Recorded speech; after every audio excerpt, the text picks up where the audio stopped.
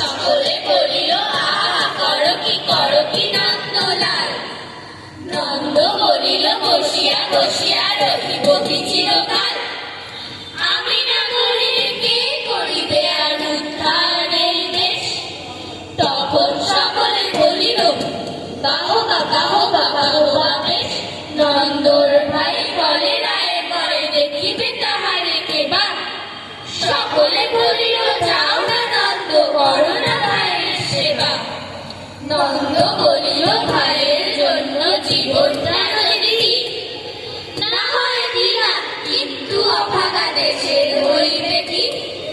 বাচ্চাটা আমার অতি দরকার ভেবে দেখি চারিদিক। তখন সকলে বলিল হা হা হা তা বটে ঠিক। নন্দ একদা হঠাৎ এক